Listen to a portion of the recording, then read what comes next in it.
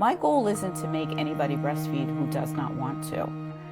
My goal is to help families to reach their own breastfeeding goals or their own infant feeding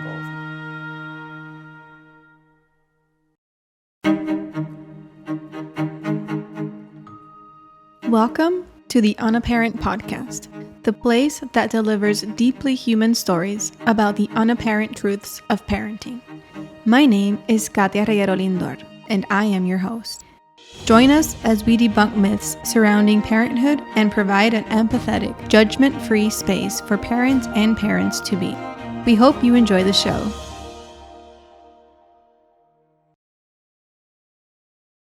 Hello, everyone, and welcome back to another episode of the Unaparent podcast. Today, we have a very special guest. Her name is Lisa Paladino. She is an international Board Certified Lactation Consultant / certified nurse, midwife in Staten Island, New York. Lisa's almost 35-year career includes 28 years of hospital experience, first as an RN, then as a CNM, and finally as an IBCLC. While at the hospital, Lisa worked for 8 years in collaboration with NYC Breastfeeding Initiative on efforts to achieve baby-friendly status. In 2015, Lisa founded her private practice to provide for women's lactation, nutrition, and wellness needs with an approach that integrates the midwifery and functional medicine models. Currently, Lisa manages the Tongue Tie Experts brand on Facebook and Instagram, provides education to parents and professionals through social media outreach and courses, and produces the Tongue Tie Experts podcast. She loves to lecture and educate the world on the importance of breastfeeding for the health of infants and the developing airway. She is the author of the book, It Shouldn't Hurt to Nurse Your Baby, Healing the 6 Most Common Causes of Nipple Pain. So here's Lisa. Thank you, Lisa, for being on our episode today. It's such an honor to have you. I've introduced you professionally, but if there's anything you want to add on a more personal end or anything I missed, you have the floor to do so. Yeah. Thank you so much. It's a pleasure and honor to be here as well. And I always get a little tired after hearing my professional bio. Like, wow, that's a lot, right? But most importantly, I'm a mom. There's nothing more important than that. I'm a mom myself. And a godmom. I've raised 7 kids because I had 3 of my own, but my sister passed away very young and left 4 very young children. So I helped raise them. So I'm blessed to have a big family. And I recently became a grandma. And I like to integrate my experience with my education, because we can learn everything in the books, but it's personal experience, dealing with other, families and moms and babies and all that. But we always bring our own experience to the table as well. And I'm turning it into, as I'm in my wisdom years, I like to call it some wisdom, right? And I'm also happily married for so many years to my college sweetheart, which is kind of miraculous in itself. And I'm blessed for that, yeah. And I am like a crazy New York Mets fan, which is how I, initially discovered that you had a podcast because I followed you through that. And that's about me personally. Awesome. Well, you sound like you have so much that we can learn from. So you're, I don't even know where to start. There's so many things we could talk about, I'm sure. But I guess we'll start with your breastfeeding expertise, since this is what it's about. And obviously, I want to just throw out there that I know that breastfeeding perhaps is not for every mom, in the sense that maybe it's not the right thing for them at any given time. I know some moms who feel shame for not having breastfed their kids, whether it's because they weren't able to, they didn't have the proper education at the time, for whatever reason. That's a personal choice. I personally full-heartedly went into my breastfeeding experience. It was something that was really important for me from the get-go. Like, the one thing I was like, yeah, I hope my birth and delivery goes well and safe and my baby's healthy. But the next most important thing for me was being able to nurse my baby. So this second time around, I hope the same. And so it'll be great to hear, from you firsthand also. So, yeah. First, I'd like to say, of course, sometimes lactation consultants get a bad rap as like I've heard phrases that I won't even repeat about how militant we are about breastfeeding. And that's not the case. My goal isn't to make anybody breastfeed who does not want to. My goal is to help families to reach their own breastfeeding goals or their own infant feeding goals. And sometimes that's mixed feeding. Sometimes it's exclusive pumping. Of course, I'd love it always to be everybody feeding at the breast, but I realize that's not always possible. And, often we have the best goals, but the other issue that we don't talk about too much with pregnancy, which is why I'm so glad I'm here, is preparing for breastfeeding. We need to talk about the things that can stumble in our paths that are going to make breastfeeding difficult and what we can do about it. And I like to talk about that before the baby comes so that everybody doesn't just have that like Madonna picture of the mom holding the baby and everybody's smiling and everything is perfect and easy, because it's rare that it is perfect and easy. And the other thing that I just want to say is no shaming, of course, because I don't do this work because I got it all right. I've told my own story on my own podcast about how wrong I got my 3 different nursing experiences. I wish I could go back. And I think one of the things we're going to talk about is how the healthcare system doesn't always support us. And I was a perfect example of that. I was already a nurse when I had my babies, and I knew so little about breastfeeding. So I don't do this because I don't ever want to be preachy, oh, you should do this because this is the right way. Absolutely not. You should follow your heart, get the most support for what you plan to do ahead of time so that you have the resources if you need help. Right. Yes. Thank you for that. And so in I guess a preventative way, or just kind of in a way to prepare, how would you recommend new moms or even second or third time moms go into their pregnancy if they want to breastfeed, kind of preparing for that? What would you say in that respect? I think that the most important thing to do is to establish a relationship with an IBCLC. And most people don't even know what an IBCLC is, an International Board Certified Lactation Consultant. And the whole lactation field can be very confusing because there are so many different initials that describe different types of lactation care. There are CLCs, IBCLCs, CBCs, CBEs, there's all kinds of initials, right?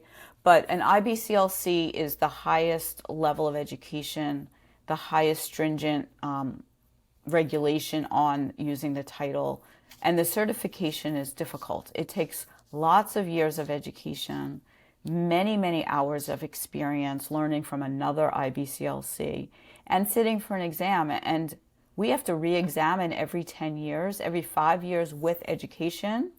And up until just this past year, every 10 years we had to retake the exam.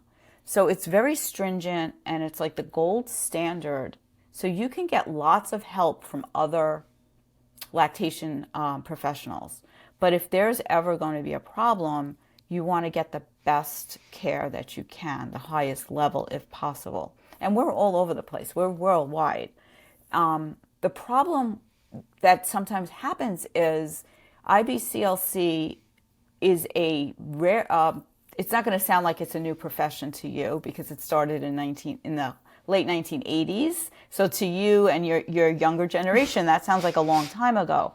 But when you think about, how long have there been doctors and dentists and, nurses, it's been so much longer than that. Mm-hmm. So it's a relatively new profession. So not all medical professionals know that we're out there, right? So I would say that getting back to what you can do, first establish a relationship. Find someone in your area. See if they give classes. See if they have something like I like to offer a package, that's like one visit before, that's like a class, and one visit immediately following the birth, and then keep in touch with the mom during the early days so that the relationship is already there, right? So what I see with a lot of new moms is they think they've taken a breastfeeding class, or they might have done something online, which is fine. But then when you are in that first, second, third postpartum day, and you're overwhelmed and feeling a little hormonal and tired and in pain, and you remember all those, those first few days can be a little bit overwhelming. The last thing you want to do is have to start like Googling and making phone calls and finding someone. Right. At that point, you're like so over feeling that way that if you didn't have that pre-established relationship, it's really tedious to like begin searching for that point. Exactly. And for the first time mom, that class or that meeting will hopefully include troubleshooting. I like to talk about being a little bit like, let's talk about what could go wrong, which sounds terrible. But if we talk about what's going to go wrong, then we can have solutions ready for when they do. Like, for example, say you're planning a beautiful vaginal birth and it turns out to be a C-section, right? Necessary or not, it's a C-section. What do you do now differently than you would have done? How are things different for you? How are things going to be different for the baby? How are you going to, manage the maybe being more uncomfortable, maybe having more separation from the baby than you planned. So going through all those things and being prepared for it. And I also like to talk about what is going on and what to expect those first few days that's realistic and safe compared to the goals of the actual hospital, right? Because the goals of most hospitals, there are places that are doing this beautifully, but in most cases, the goal for the hospital is just to get you and the baby home as quickly as possible, having that baby regain weight. It doesn't matter to most hospitals how that happens, right? They don't. This is why there's a little bit more of pushing a formula on newborns so that it looks like they're gaining weight, they're making diapers, and they can go home, right? For that normal, healthy baby I'm talking about. So there are ways to know when is supplement necessary, when are there other things you can do besides giving formula, and what you can do to make things go as smoothly, and when you need to reach out for help. For example, when you should start hand expressing or pumping if you need to. These are all things that we should be talking about during pregnancy, right? Not after the baby comes. Yeah, I remember for me, since I had the experience of having a home birth, I didn't know that. I love that. Yes. I had a home birth too. Well, I had a home birth and I'm planning a second home birth. So Beautiful. Hopefully everything goes according to plan. But the first time around, right, my midwives knew that was just so important to me. I wanted to nurse, and that was the experience I had. And it was beautiful because everything happened, pretty seamlessly for me. Yes, of course, I had the nipples crack and it was painful and I just had to push through the pain. But I didn't have a problem with production. I know that's something that a lot of women experience. I felt like I was a human cow. And my baby, she doubled her birth weight in the first month, which was incredible. Wow. She was pretty small. Wow. She was a couple weeks early. So she was a small newborn. But she just latched and it was just constantly nursing, right? So I don't know how much of that was just like, serendipitous to happen as the stars aligned for me in that way. But since I didn't have the experience of a hospital birth, and I think a lot of women who listen to my podcast do, what would you say it is about hospitals that they don't properly support women who want to breastfeed? So again, I don't want to disparage all hospitals because there's some that are doing this really right and are supportive. But even in the best case, I was a lactation consultant in the hospital, and I was there to oversee maybe 30 women in a day, and you can't give a lot of attention if you have to help 30 women breastfeed their babies. Right. So you're not getting, even if there is a lactation consultant for you, you're not going to get a lot of one-on-one time with them. And they're often very stressed. I'm speaking from past experience because there's so much to do. It's perfunctory at best, and sometimes it's even it would break my heart when I hear people say, oh yeah, the lactation consultant came in and said everything was okay, because the lactation consultant didn't really have time to see that everything was okay. So now mom thinks she doesn't need a lactation consultant. She's just failing on her own, because we always blame ourselves, right? Yeah. So it's kind of that, or you have I'm going to talk a little bit about formula. And again, I'm not anti-formula. Thank goodness we have formula. But the way that the industry is set up in our country, especially, is that a lot of institutions, a lot of hospitals have been getting support from formula companies for years. When I was a new nurse learning about taking care of new babies, I was trained by formula company representatives. Formula companies gave the hospital money to build the nursery, right? So there's a little bit of bias going on there, right? So if there's well-meaning lactation consultants or nurses who are saying, we want to be baby friendly, and I don't know if we could talk a little bit about what that means, and then you have the administration saying, wait a minute, we're going to piss off the formula company. And they're supporting us. So what do we do? That's one on the administrative level of hospitals and structure that happens. And there's an underlying current of conflict between those who want to help people to establish breastfeeding and those who don't really care that much because it's not going to make them any more money, right? Which is kind of shameful. The baby-friendly initiative, one of the things about that is hospitals have to pay for formula.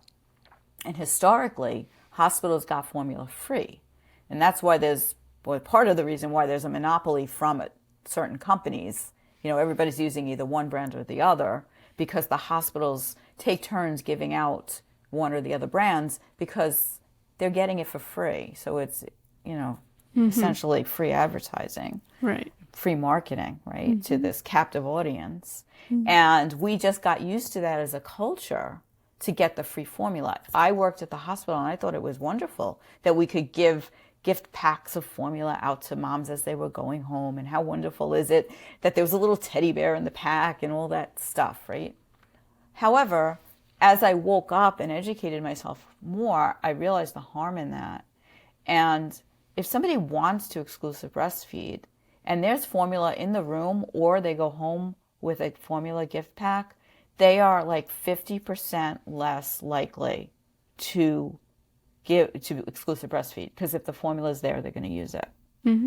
Because of those times when it gets challenging and you're like, wait, I need to try something else. Or your doctor says, oh, why don't you try formula? And even though you wanted to nurse, everybody's making you feel like you're not doing a good job.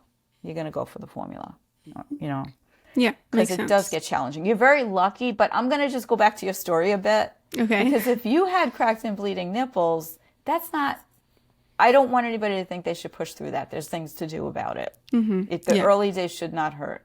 There's things to do with positioning. There's things to do with the way the baby is holding its mouth and stuff like that. So I'm sorry that you had pain. It was,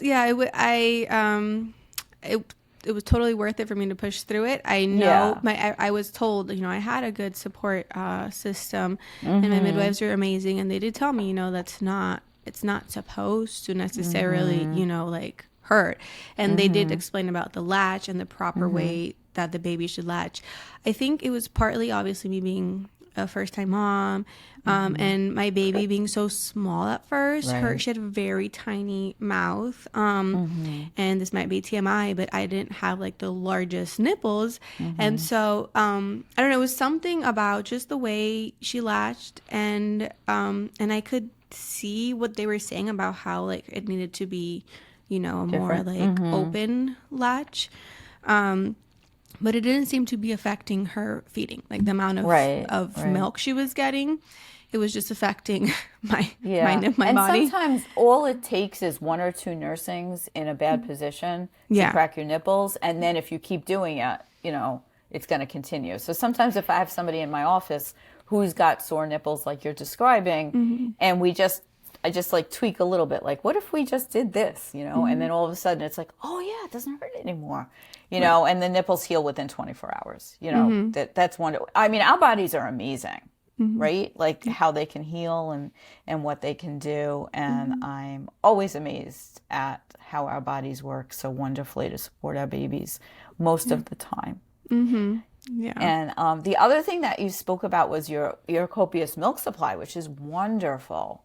We're not always that blessed, but it might have been, give yourself some credit, because the more the baby nurses, the more milk you make, right? So you were so dedicated and probably had her latched almost continuously. Constantly. And she was like, wanting to grow so fast. Her instincts were to just nurse and nurse and nurse, and that will bring on more milk. So one of the interesting points that we don't always know is the more you nurse or the more milk is removed during the first and second days after birth, the more milk you make at 6 weeks.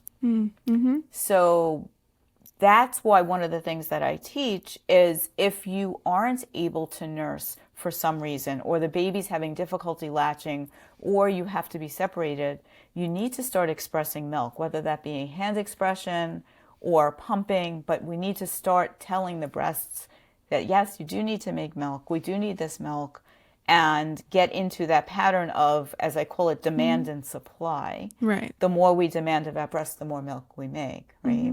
Yeah, it makes sense. And that's why I didn't pump for a long time, because I didn't need to be separated from her. I count my blessings for that every day, because breastfeeding was so important to me. And so I didn't want to overproduce, because it was on demand. She was every time she latched, and I was already producing quite enough for her. I didn't want to overproduce and then feel the need to then pump and be so engorged that I was, uncomfortable and all of that.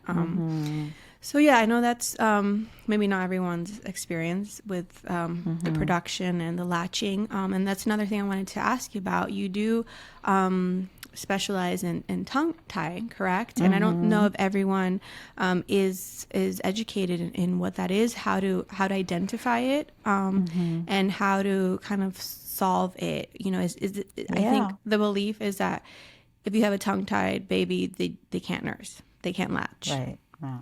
Well, some babies with a tongue tie will latch, and some will latch and cause a lot of pain that doesn't ever get better. Yours got better. Sometimes it will get better, but other things happen, like milk supply goes down, or you'll have a baby that is nursing all day long, never is satisfied, is nursing all day long, never is satisfied and doesn't gain weight, isn't making diapers, signs that they're not transferring milk, even though it looks like they're nursing, right? So you have the babies that don't latch, you have the babies that latch all the time and are always upset, no matter what. But just for some definitions about tongue tie, because I know a lot of people don't completely understand.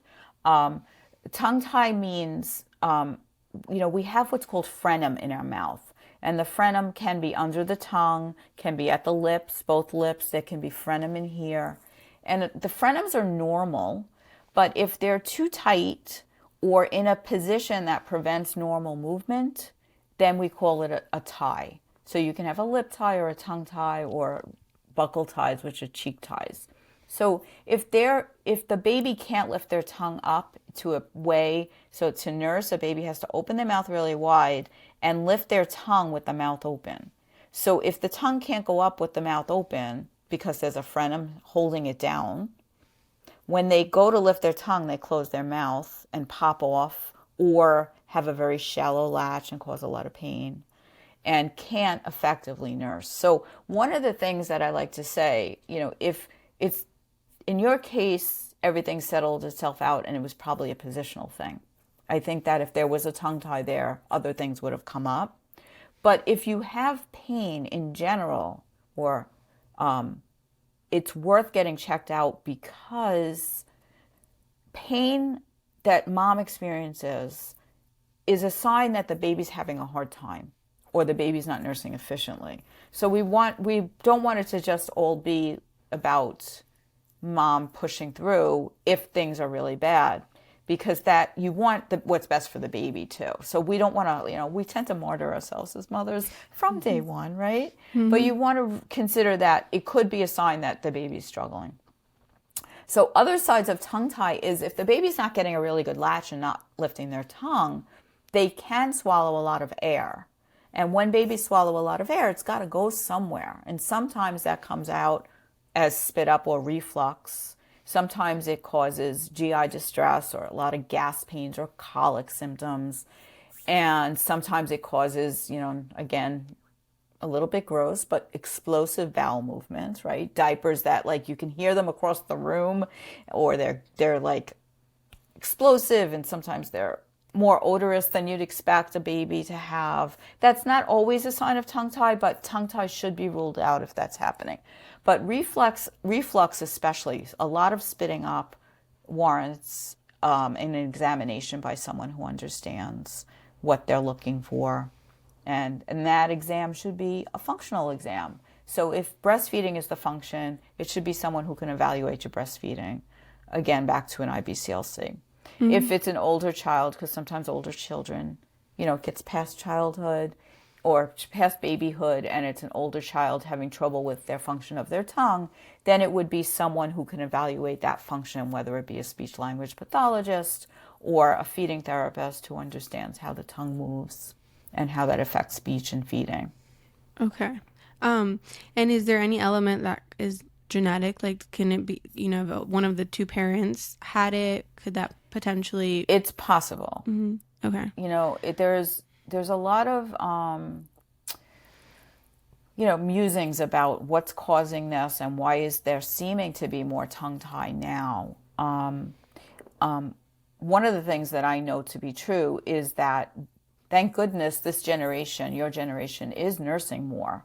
So tongue ties could go under the radar if you're bottle feeding, because it's easy to force a baby on a bottle where you can't force a baby on a breast. You never want to force a baby on a breast. Right. So we can have tongue ties that are missed because of bottle feeding.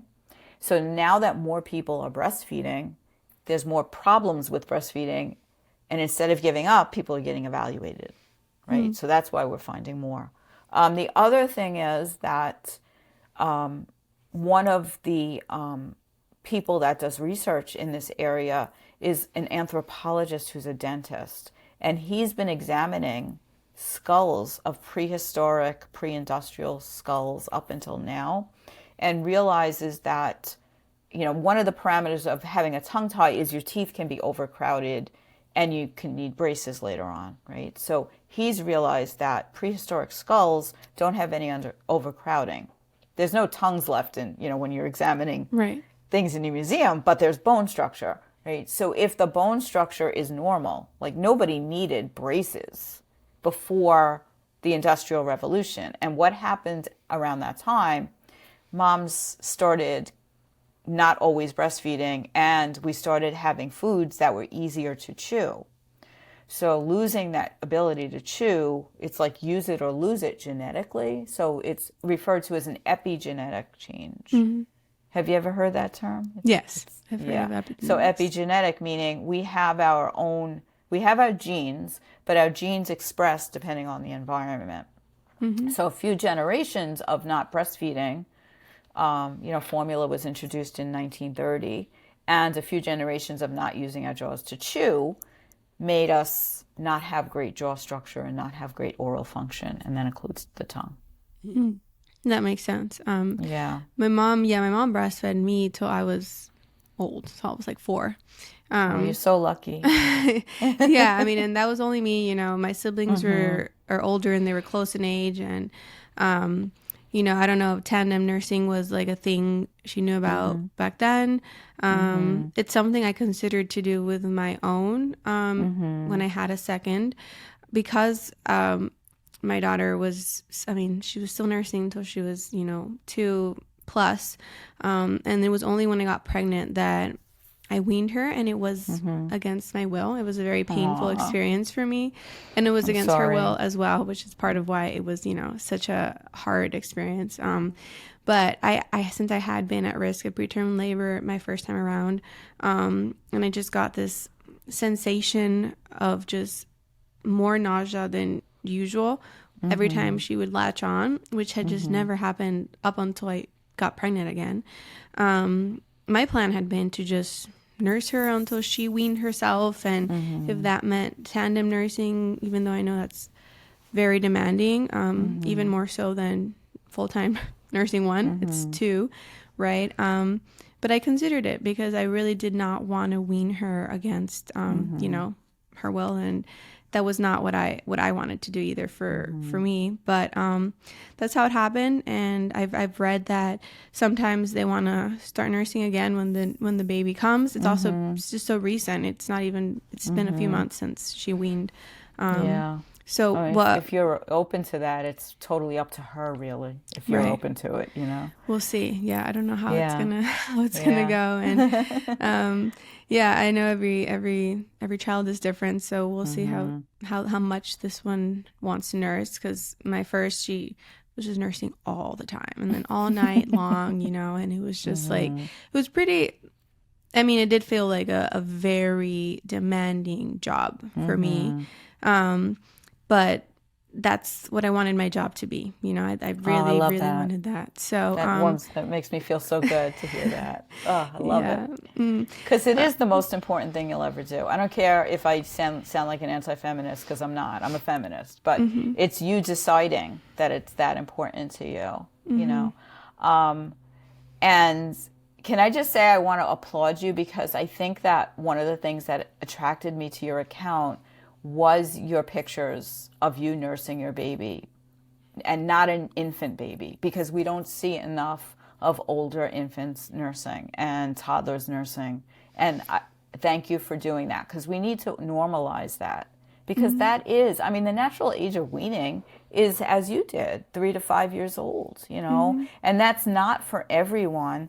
But in our culture, sometimes we shame people who nurse past 6 months. Yeah, people think it's weird or something. I don't know, and it's sad. I get comments. I mean, I would get occasional comments, you know, of like, why do you post pictures of, you know, nursing your 1-year-old or whatever? And it's just like, it's literally the most natural thing a mother can do to her baby. Why would I not? You know, it's part of my daily life. Like, if I'm going to post what I'm eating, why wouldn't I post what my child's eating, you know, which is she's nursing like all the time. And you're making it normal.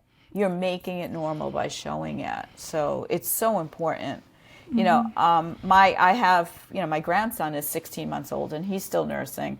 And that's been a challenge. My daughter has been a trooper, because he's, not to get into his story, but it hasn't been easy for her. And she needs to cut down a bit just for her own sanity. So she's going through a little bit like you did with having to do it when she doesn't really want to. He certainly doesn't want to. He would nurse every hour if he could. And it's a challenge, you know, but you have to do the things that feel right to you. And I admire that you realized instinctually the right thing to do, even though it was hard, was to wean. Because we have to get back to our instincts and do what feels right to us. You know? Right. Yeah. And if we lose our sanity, there's no good for our children in that either. So we need to keep ourselves sane also. So yeah, that's, you know, that's been my pregnancy journey the second time around, which I never knew that could happen, that I could feel, you know, nausea from her latching on. That was very new to me, and I felt a lot of shame and guilt around it too, because it was just, I didn't prepare myself for that. I kind of had envisioned myself just nursing her throughout my pregnancy, and possibly even while nursing the newborn. And so, yeah, I was, I guess I had to, tell myself that I did what I had to do, even though it didn't necessarily feel right in all aspects. It was what I needed to do in the moment. So I gave myself comfort in that. So when I was practicing as a midwife, if I had a toddler that could nurse, sometimes we used that toddler to help bring mom's milk in. If the newborn was sluggish, we'd convince the toddler to help because they knew how to do it, So, and it was always a blessing to me to know that when there was tandem nursing, that we did have someone that, like, the milk would be there. And the milk comes back amazing. It's again, our bodies are incredible with how we make milk for the babies we need. The babies who ask to nurse, there will be milk there, as long as there's nothing health-wise going on, Correct. But that's the other thing, getting back to how we said in the beginning about what to do before the baby comes, to prepare. When you speak to a lactation professional, they'll go over with you the risk factors to breastfeeding difficulties, like low milk supply, and what the risk factors are for low milk supply, which will either help you to prepare in case there will be, or to reassure you that there's no reason why you shouldn't make milk, because there are some risk factors: previous breast surgery, some hormonal problems like polycystic ovarian syndrome. Some people have lower milk supply. Infertility treatments or needing infertility treatments sometimes lessens your ability to make milk because there's some sort of hormonal problems to start out. And other things like diabetes, gestational diabetes, high blood pressure. So that's not to say that if those things are present, you can't breastfeed, but it's more of an important, like, having a plan of what you're going to do, maybe starting pumping earlier, or doing some hand expression even before the baby comes to be ready to feed the baby, and, on an individual basis. So there's things that you can prepare for ahead of time. If you know you're going to have a NICU baby, like some parents know ahead of time, for some reason their baby has to be born early, or if the baby has something wrong that's going to necessitate a separation, you can prepare for that and know what your plan is, so you feel proactive before the baby comes. Yes. Oh, that's so important. Thank you for bringing up also, because that is many moms' realities. That I guess maybe it's not talked about that much, but yeah, NICU babies, you are separated from them for longer than, the alternative. And I want to briefly go back to when I was talking about the hospitals and their lack of maybe support and preparation. Is there something that, if you had to just, I know you've said a lot and it's been super helpful. Hopefully everyone has really gotten a good grasp of what they need to do. But there's something that I had another episode and I had a guest speak about self-advocating. And like when you're pushed the formula onto you and you're very firm on the fact that you want to do everything possible before having to resort to that. What is something that, the women can come in armed with and just kind of stop the push from, the hospital nurses, whatever, trying to, get the formula onto them.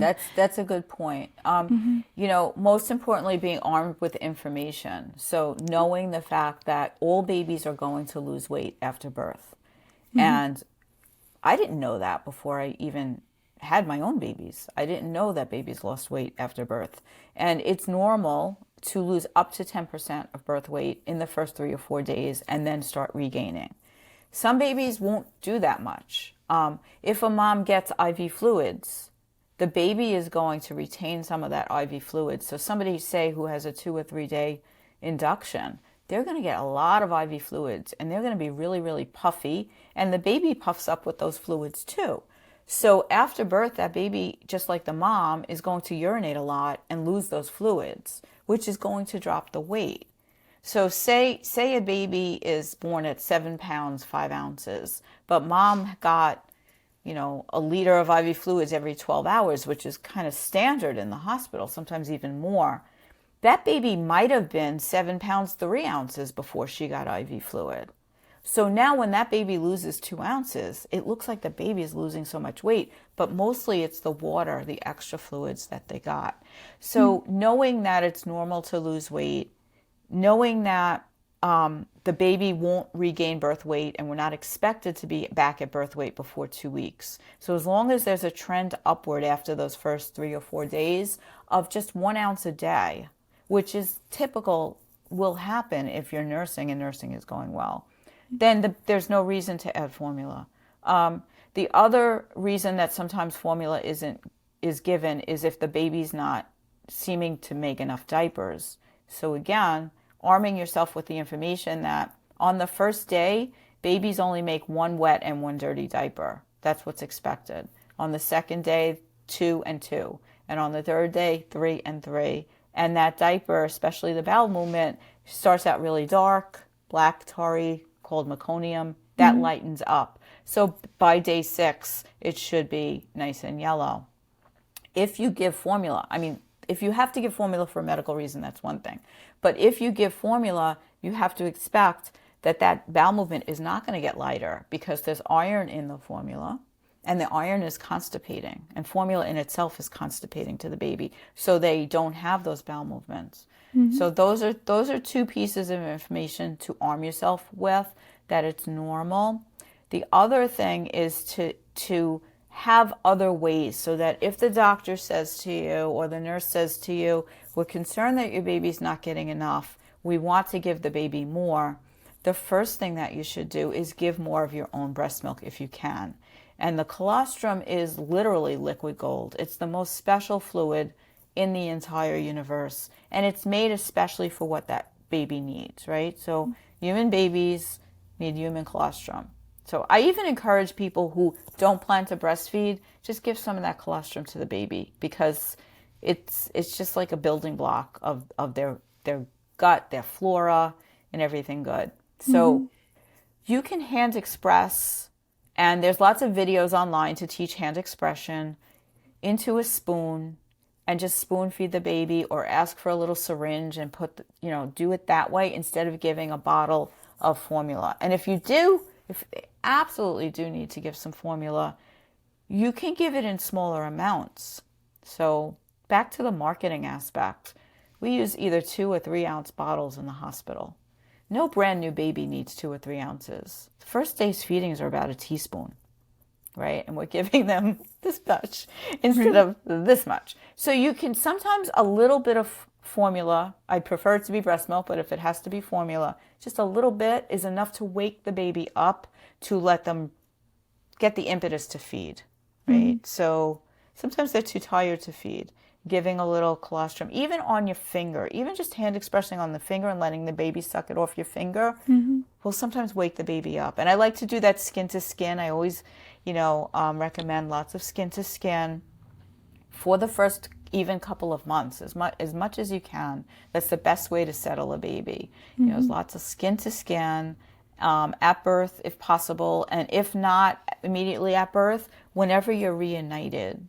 So back to that NICU baby, right? Say the baby's got to be in NICU overnight, and you didn't get to do skin to skin and have that golden hour in the delivery room where you just spend time skin to skin together. Pretend the baby was just born on that first time you get to be together. Undress from the waist up, take the baby's clothes off except for a diaper, put them on your chest, cover them with a blanket. So if you're separated, and whenever you get back together, pretend the baby was just born, put the baby on you skin to skin, and let them crawl down to your breast or root to your breast and enjoy that closeness together. It's really special. And skin to skin helps milk supply as well. Amazing. Oh, well, thank you for that information. That's it's really great to know, especially, first timers. We come in knowing very little about all of this. I was blessed with amazing midwives and support system that told me all these things, but had they not, I imagine I would be so clueless, and there's still so much I don't know, right? But I would say being armed with information is just the best you can do to advocate for yourself and your partner, whoever's with you, to also be able to know this information and know your desires so that they can advocate on your behalf as well. I would say that's important. Absolutely. I mean, I'm a fan of doulas because sometimes your partner might be intimidated by the hospital system. And a doula can act as a very, as a good advocate for you if she knows what your wants are. She will remind you. She's not going to do anything, or she can't like get in between you and the medical system, but she can remind you of what you wanted and help give you suggestions on how to approach the hospital staff. Right. And the other thing to know, I think it's important to mention that the jargon now is, yes, of course we support breastfeeding. Everyone says they support breastfeeding, but not everybody knows how to manage breastfeeding, right? So in theory, doctors, even OBGYNs, will tell you, of course we want you to breastfeed. Pediatricians want you to breastfeed and support breastfeeding, but they don't always know how to manage things when things start to get a little bumpy, and are quick to resort to supplementation. And then, one of the things that you spoke about when you were telling me about your experience was that you didn't start pumping. And again, I applaud you for that, because there's this, I think, social media driven need to pump and show large supplies of milk in the freezer and the stashes and all that. And there's no need for that. There's no need for that. And it kind of upsets me sometimes, because not everybody could do that if they wanted to. And it's not always a good idea to do that.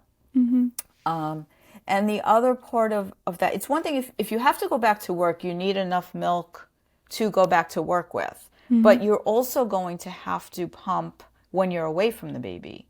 So you're going to be bringing milk home.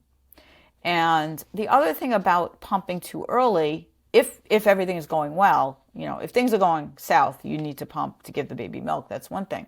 But if everything is going well, breastfeeding is as simple as it can get. And once we start thinking, oh no, I have to do something, we interrupt that normal flow, that natural flow, and we make it harder for ourselves.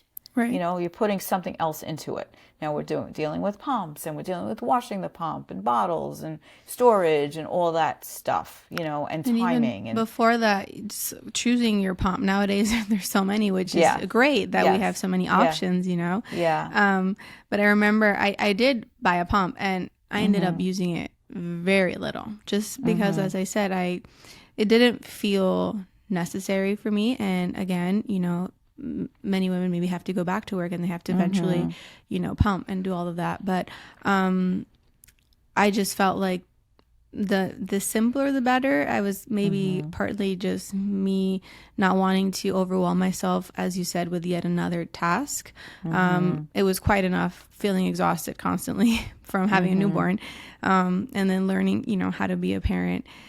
And so it was just like, I'll just nurse her. And that was the best thing for us. That was how I chose to do it and how it worked out for us. And so I got to say, I feel pretty fortunate in that area.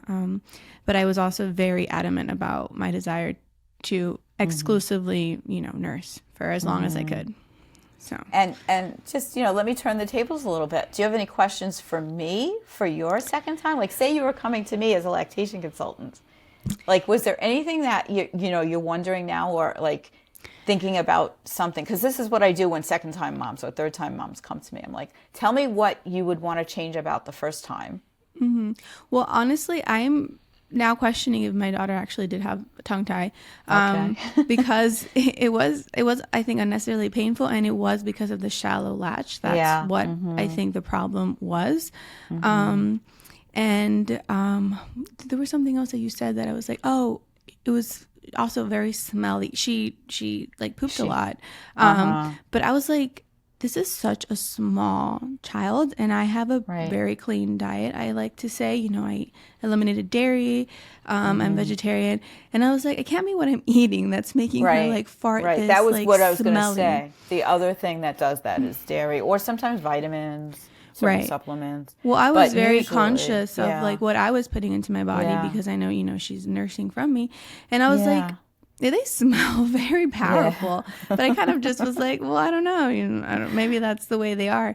And in Spanish, we roll our R's, and my husband can't roll his R's, and that's why I asked if it was like hereditary or, you know, genetic, because I'm thinking perhaps he had one when he was little, and it was never discovered.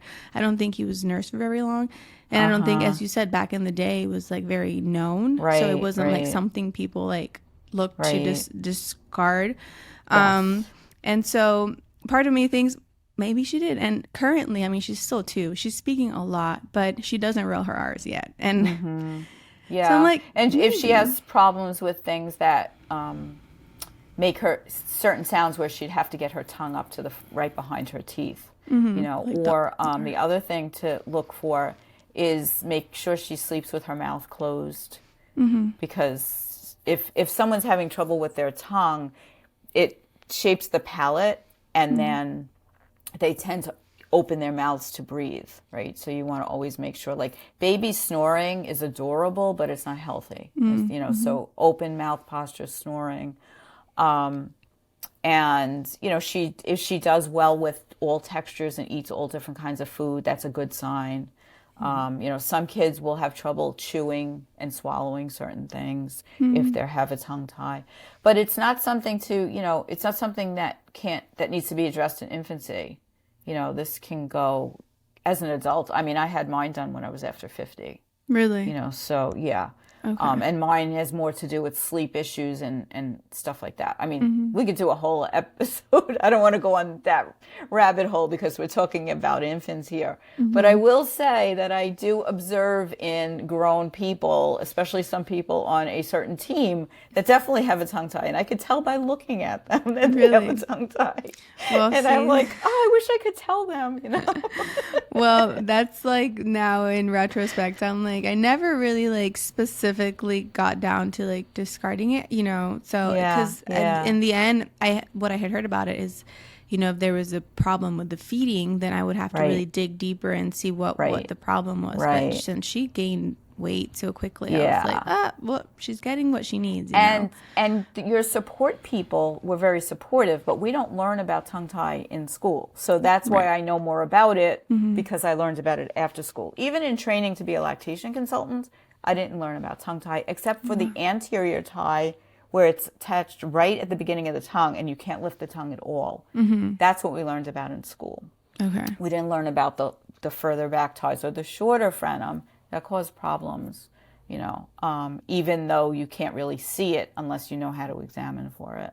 Okay. But I like to do a functional assessment. I don't look at what it looks like. I like to, you know, observe what's going on. Right. So, yeah, because as you say, if it's apparent physically, then there's one thing, but sometimes it's not. So I have, you know, learned a lot from you. So now that going in this time, I will know what to kind of the signs that are there. Absolutely. And then I might have to call you. I might have to call you. I also have an online course for parents. You know, I'm not saying this to plug myself, but if somebody can't find local help, I have a very affordable online course that takes you from, what if I think my baby has a tongue tie? How do I know? What do I do? And all that. Because this is often can get to be a complex situation where it's not just about having the frenum released. And I usually refer to dentists who have a laser because it's a quick office procedure. But sometimes when a tongue has been tight for a long time, we have to retrain the tongue. And there's exercises to do and preparation to do, and making sure, you know, if there were feeding challenges, we want to make sure that the mom's supported in how she's going to feed the baby immediately after the procedure, and making sure her milk supply is optimized and things like that. So all of that is in the parent course, but it's also important if you're looking for someone to find someone who does work with a network. So you wouldn't want to just say, oh yeah, my baby's got a tongue tie, go to the pediatrician. They recommend an ENT who does a quick snip. That may or may not solve the problem, because the problem is often deeper than just that quick snip. You have to do other things to make things easier. And also you want the support through the procedure. You know, Right. I have a whole, my newest platform is like, we have to think about what the family is going through. And sometimes a quick early procedure isn't a good idea because of all those complex things that are going on immediately following birth. We want mom to recover, you know. We want mom to be stable and feeling a little bit in control again, and having her milk supply optimized and having the baby fed. Maybe, you know, we have to bottle feed the baby for a couple of days or make a plan, depending on this situation, to make it the least traumatic as possible for the family going through it. You know, sometimes as medical professionals, we say things like, oh yeah, no big deal. Just, you know, let the baby have the surgery. And that could be just the idea of your baby needing a procedure can be traumatizing to a parent, right? So I like to honor that. And, you know, the midwife in me wants to do the least we have to always, you know, as least intervention as possible. So there's a fine line into not treating or treating too fast, right? So there's that. And that's, you know, my life in a nutshell. Well, you have been such an insightful guest. I appreciate your time and sharing your knowledge and experience and wisdom with us. It was a pleasure. Yeah, I hope to have you back perhaps. I feel like there's so many more topics we could discuss. So I'll end our episode here, but I just want to thank you again. And all of my listeners, I think they'll have your information definitely when I post our episode. And I will reach out to you come baby number 2 if I have any issues. So thank you. Thank you so much. It's been a pleasure to chat with you today. Likewise. Gracias, and thank you for listening to this episode of the Unaparent podcast. If you enjoyed this episode, be sure to subscribe as we release a new episode at least every month with an exciting new guest. Be sure to also follow us on Instagram for all the Unaparent content you never knew you needed.